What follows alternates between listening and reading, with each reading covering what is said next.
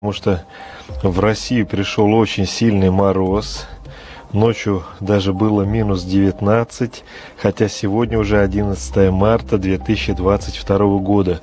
Но небо абсолютно голубое, нету ни хемтрейлов, ничего. Вы даже можете услышать такое маленькое пение птиц. Самое главное понять, что происходит на Солнце, в нашем небе. Вообще всю вот эту ситуацию, не только земную, обязательно мы изучаем с вами. По факту все может выглядеть приблизительно так. Я сейчас сделаю еще несколько фотографий, чтобы попробовать увеличить все эти участки и более внимательно рассмотреть. Ну что ж, друзья, я сделал все эти фотографии, они достаточно странные. Ну, хотя бы там на них можно кое-что лучше рассмотреть. Мы, конечно, все это сейчас увидим. Я в данный момент попробую Солнце отмотать дальше. Еще хочется спросить вашего мнения. Все-таки вы думаете, эксперимент? Сейчас отмотаю все. Покажу вам, может быть, небо. Но вы и сами увидите его чуть-чуть, что оно абсолютно голубое. Нету химтрейлов, нету ничего. И потом посмотрим, что произойдет часика через 4, чтобы мы сравнили вот эти записи и как действительно изменились вот эти пятна на Солнце. Будет очень интересно. Ждите продолжения. Итак, друзья, прошло примерно 4 часа. Я снова поставил свою камеру Panasonic и буду сейчас пытаться приблизить что-нибудь, рассмотреть, что произошло на Солнце, есть ли какие-нибудь изменения. Почему-то я уверен, что они есть, потому что всегда случаются. Имеется в виду, вот, посмотрите, что произошло. Все эти пятна очень сильно переместились. Так, не понял я. Верхние 3 пятна, они были слева, сейчас стали по центру. Вот это вот одно большое яркое пятно стало ровно посерединке внизу. Давайте приближать, рассматривать.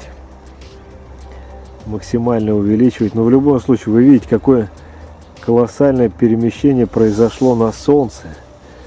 Буквально, скажем, оно повернулось по часовой стрелке очень и очень сильно направо. Невероятный кадр. Буду увеличивать, приближать, как у меня только получится, чтобы вот хорошо рассмотреть все эти моменты. Подождите, там даже не 4 точки, а 5 каких-то. Ну там 5-я может быть маленькая, 4 прямо больших. И там уже немножко есть еще одна поменьше. Очень видно, как Солнце переливается. Вот эти яркие пятнышки. Пробую еще увеличить. Какое же шикарное сегодня увеличение. Вот я всегда поражаюсь, что Солнце, когда вот так вот немножко уходит или заходит, то качество намного улучшается. Будем тогда сейчас приближать, рассматривать все по возможности лучше, чтобы увидеть каждый вот этот вот момент. Ну, по крайней мере, верхняя часть меня уже безумно сильно удивила. Вы видите, как Солнце изранено, можно сказать. И вся верхушка имеет теперь 4 прямо крупных отверстия. Можно даже сказать сквозных. Ведь размеры этих отверстий, если брать научную теорию, просто колоссальные. Там Земля даже меньше, чем любая из этих черных точек. Вы представляете, что там происходит такое? Это вообще невероятно. Попробую опустить камеру пониже, чтобы еще рассмотреть вот эти вот самые яркие пятна. Там было одно большое, внизу что-то было еще поменьше.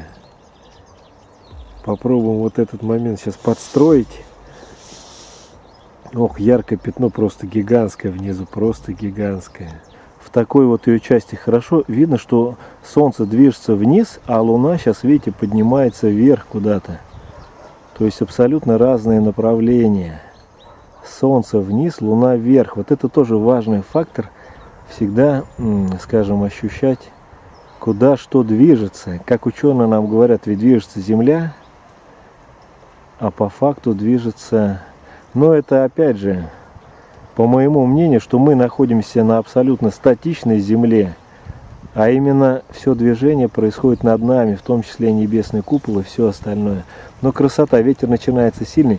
Все, друзья, говорю вам на этом до свидания. We don't live on a globe. The size of 8 inches curve per mile, this and that, yada yada yada. I mean, there's proof out there. It's not hard to find. But I can't fit the sun into this flat earth model by observation and the data that I'm collecting. It just doesn't make sense unless the sun is something totally different than we think it is. The work that Crow and all of them are doing about saying that there's water up there, I think the next set of tests I'm going to start doing is looking through very bright extreme lights through water.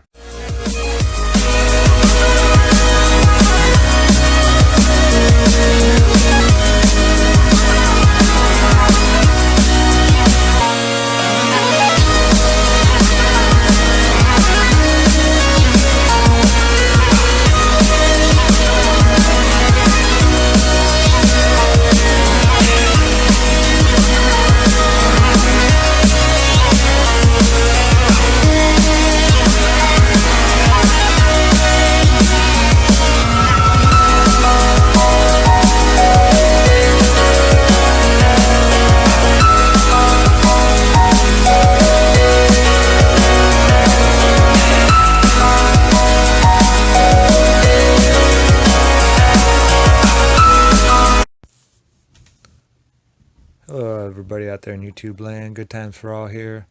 This is just another up right here. Between 10 and 11, that's when I first started the rotation happening. So I started taking pictures about every 15, 20 minutes, half hour. I was doing a lot of gardening and a lot of yard work, so I was trying to get them as frequent as possible. Yeah, it's around 90 degrees or so. I didn't break out a contractor or a protractor to measure it, but it's definitely not 180. Here rotates. And this first one is from 416, showing a rotation. It's I haven't broken out the protractor. I don't have a protractor yet, but it's right around 90-degree rotation. And that would be all fine and dandy if I was at, if the sun stayed directly above the equator and I was at a certain spot on I sit at about 40 degrees. But this changes. The sun moves almost 47 degrees from north to south. So where I am compared to the sun should also change 47 degrees in a 6-month period, from summer to winter solstice. So there should be a large difference in the rotation that I'm getting, according to what they are saying. Now, I don't know if what they're saying. We will show one possibility on why the sun and moon wagon wheel across the sky. We will start by observing sunspot rotation from 41 degrees north latitude. I'd like you to pay attention to the time in the bottom right-hand corner and the arrow that will be placed to show the alignment of the sunspots. It is around 10 o'clock, and you can see as we jump forward about an hour, each time the sun continues to rotate clockwise to our perspective. Here at 2 in the afternoon, it's moved almost 90 degrees already. And by its finish, it has. Next we will observe the moon doing the same thing. Again, the time in the bottom right hand corner, and we will observe this spot right here as it rotates clockwise. You can see each picture is about an hour later, if not more.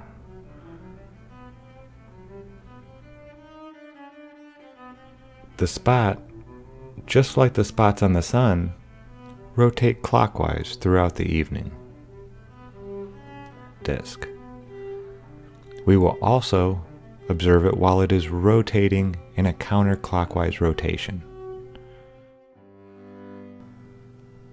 We will start out with our first video directly under the North Pole.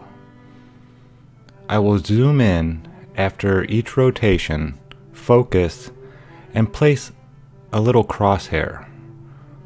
As you can see, the blue is on top and the red is on the bottom.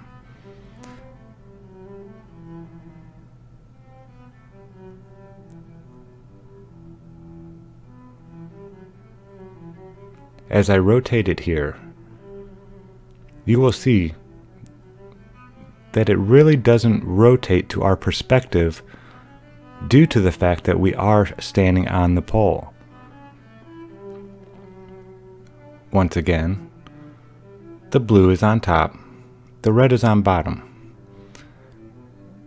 Pretty close to just how it was in our previous picture.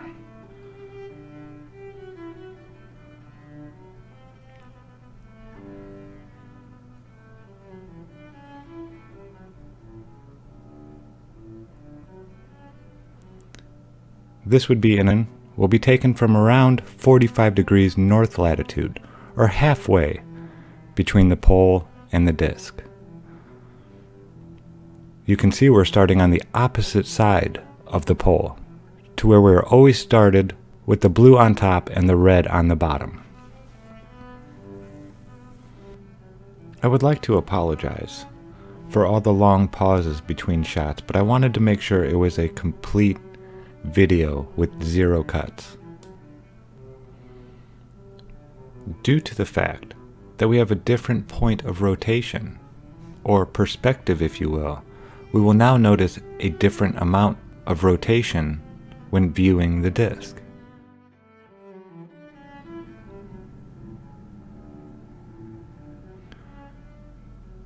As you can see, as it rotated a full 90 degrees already to the left. Here's where it gets interesting, folks.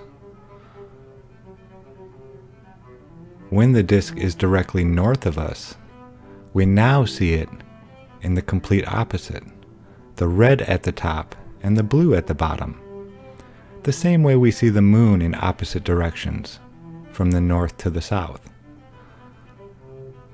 We rotate it around again, and we see that the disk has rotated once again.